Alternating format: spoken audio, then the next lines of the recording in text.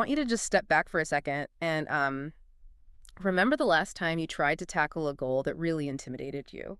Maybe it was diving into advanced stats or learning some new technical skill at work or even just trying to master a difficult instrument. We've all been there. You hit that first wall, frustration spikes, and then immediately that internal monologue starts and whispers, why even bother? I'm just not built for this. Or, I've clearly missed the window. I'm too old to absorb all this.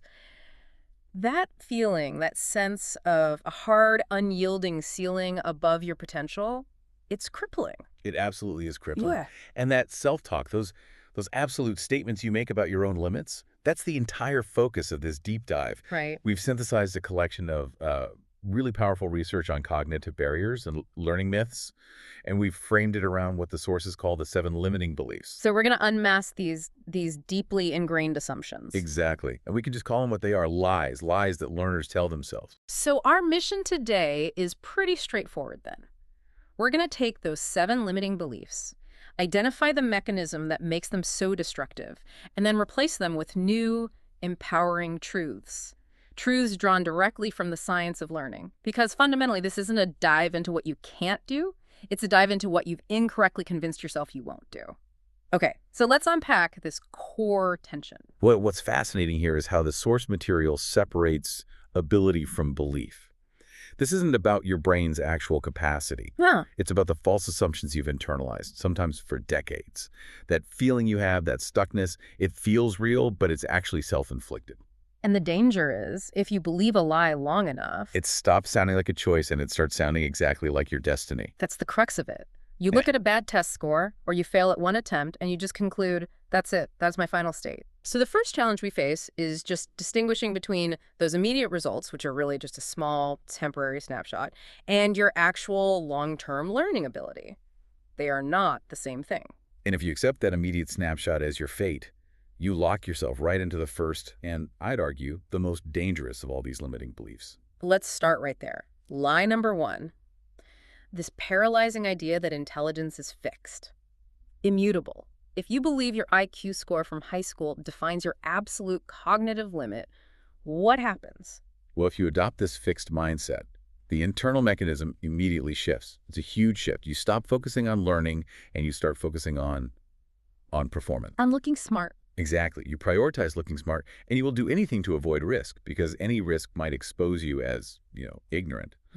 This whole defense mechanism ensures you never actually challenge yourself, you never try something you might fail at, and so ultimately you never grow. It becomes a self-fulfilling prophecy. Oh. The research had this really compelling anecdote about this, the story of a mother named Ray. She was highly successful, very capable, but when it came to her child's learning, she adopted this subtle but really toxic belief. My child can only reach that level, so why push? Right.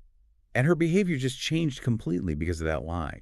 Instead of allowing her child to have what we call a productive struggle, she had this strong tendency to intervene. To protect them from failure. Yeah, or what she saw as failure. She'd soothe them, distract them, or let them quit difficult tasks early. She thought she was being supportive. Of course. But the long-term consequence was that this behavior unintentionally signaled you lack the fundamental capacity to handle difficulty. You can't rise higher. And the power of this story for us, for you listening, is realizing that the belief of the adult becomes the ceiling of the child. And your own fixed belief, well, it inevitably becomes your own ceiling. So the new belief here is simple. Intelligence can be developed. It's not a statue. It's a muscle, developed through effort and strategy. That sets the stage perfectly for lie number 7, which is kind of the philosophical twin of lie number 1, the belief that genius is innate, inborn. Right. And if you believe that, you instantly create an excuse not to apply yourself. It's the perfect out. Exactly. The mechanism provides this comfortable cushion. If I fail, it's not my fault, it's just a lack of talent. So the consequence is people quit early. They label their failure as some kind of biological destiny. They're just waiting for lightning to strike, assuming mastery should be instant and effortless for the truly talented. But the new belief tells us that genius isn't a starting point. It's an outcome.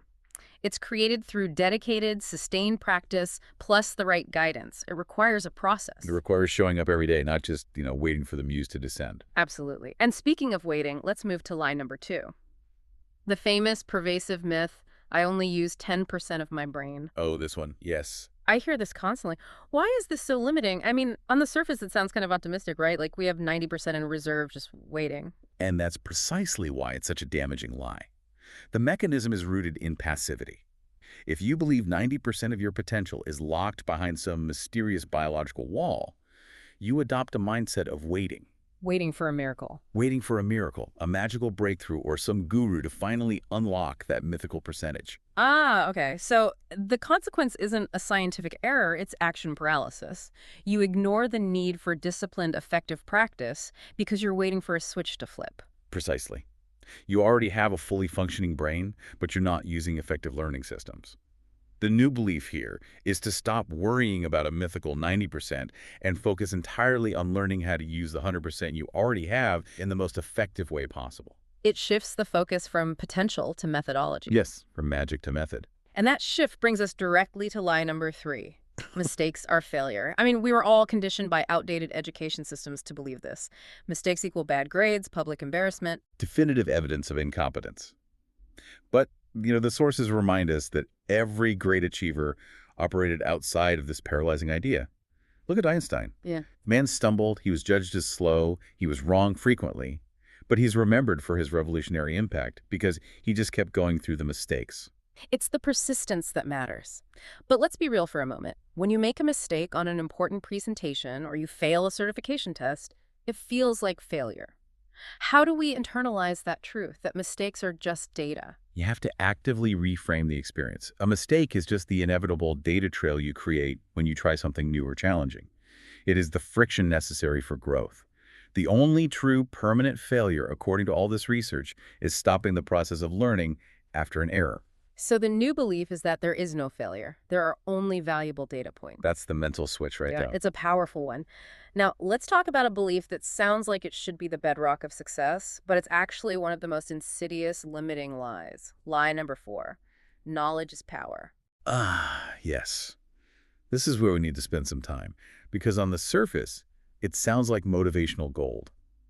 But it's so misleading. I would argue that accumulating knowledge is the entire point of this deep dive. Why is believing knowledge is power a potential trap? Because the mechanism is subtle. Yeah. It encourages passive consumption. You accumulate information, you listen to all the lectures, buy all the books, consume all the content, and you feel progressively smarter because you know a lot of theory. Right. But the consequence? Consequences, you know a lot of theory, but you see no measurable change in your skills, your life, or your career. You hit a wall of competence stagnation. So you feel like you've moved forward, but when it's time to actually execute, nothing happens. And that leads directly to the conclusion, I'm useless because you have all this supposed power, but you see no change. Exactly. The missing variable is application. The true new truth, the actual source of capability, is an equation. Knowledge multiplied by action equals power. If action is 0, power is 0. It doesn't matter how much knowledge you have. Knowledge times action equals power. Wow, yeah, I love that. That's the kind of profound mental shift we need. And that shifts us neatly into line number 5. Learning new things is very difficult. We often use those moments of early frustration or boredom to define the entire concept of learning. We assume difficulty equals impossibility. That's a huge barrier. If I struggle with the first chapter of a complex book, my brain just says, see, this is too difficult, quit. How do we counter that feeling? We counter it with evidence. The evidence that struggle is a sign of engagement, not a sign of defeat. The sources cite this incredible counterexample of Nobel Prize winner Carol Greider. Right. She famously struggled, and I mean significantly, with reading and spelling early in life. She needed extensive tutoring, yet she became a leader in cellular biology. So she didn't let that initial difficulty starve her. What did she do instead? She adapted. She didn't see her struggle as an unchangeable limitation. She saw it as a puzzle that required a personalized solution. She developed these highly customized systems, memory training, compensatory methods, different ways of internalizing information to work with her own unique brain. This is critical. So the barrier isn't the inherent difficulty of the subject. It's the lack of a suitable system. Hitting a difficult moment isn't a sign to quit. It's a sign that you're pushing into new territory and you just need a system upgrade. Precisely. And that brings us to the last major limiting belief, line number 6. You should care what everyone else thinks. This is the external constraint. The fear of judgment from others is often more paralyzing than our own fear of failure. The mechanism here is just that. It's the Yeah. paralyzing fear of judgment, which leads to self-censorship. You don't try the weird idea, you don't ask the stupid question, you don't dare make the necessary mistakes in public, all to maintain this facade of competence. And the consequence is disastrous. If you prioritize external validation, you won't start the unique project or ask the clarifying question that might unlock everything. The research points to the Wright brothers here. Oh, the Wright brothers are the perfect example. They faced deep, entrenched skepticism. The press, the establishment, they were all convinced flight was impossible. Even after they succeeded, critics downplayed it, said it was just a lucky wind or a fluke. If they had listened to the skeptics, human advancement would have stalled. For who knows how long. The lesson is clear.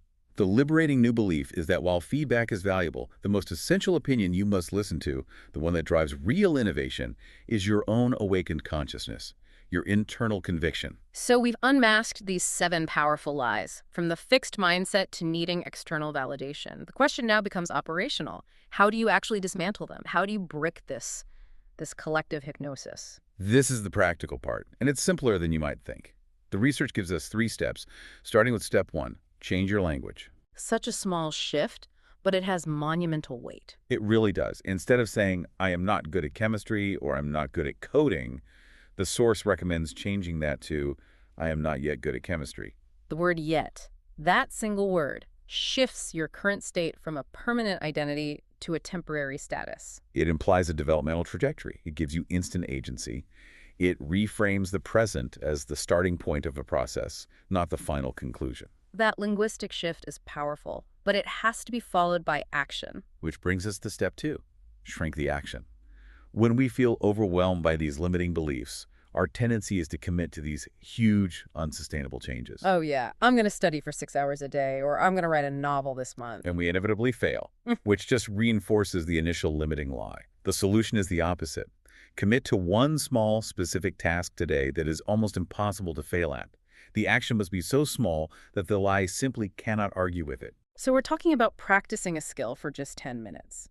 Completing a single small exercise. Writing 5 lines of reflection.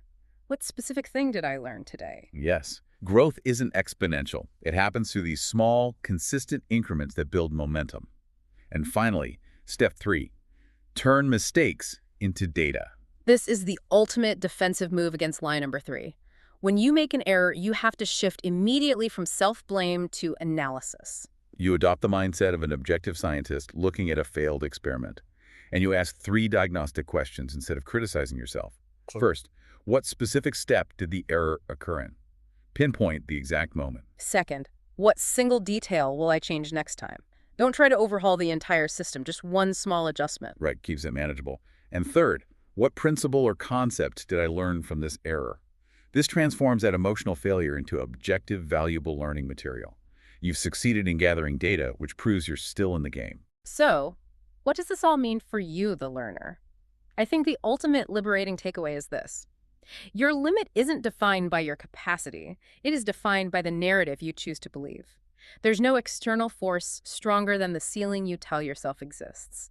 The freedom comes when you recognize, I've been believing the wrong thing about myself this whole time. That moment of self-discovery is monumental. And now that you have this knowledge, the real work begins, application. We want to leave you with a concrete action plan, something to carry forward tonight. So take a moment and write down 4 things. Number 1, which of the 7 lies are you currently believing the most right now in your professional or personal life? Number 2, what specific opportunity or goal or action has that particular belief caused you to avoid? Number 3, what new empowering belief pulled from this deep dive will you replace that limiting lie with? And finally, and this is the most important one, what single tiny action, that 10-minute task, will you take tomorrow to actively prove that new belief is true? You don't lack intelligence. You just lack the right belief and the discipline of consistent, small action. Go out there and start proving yourself wrong. We'll catch you on the next deep dive.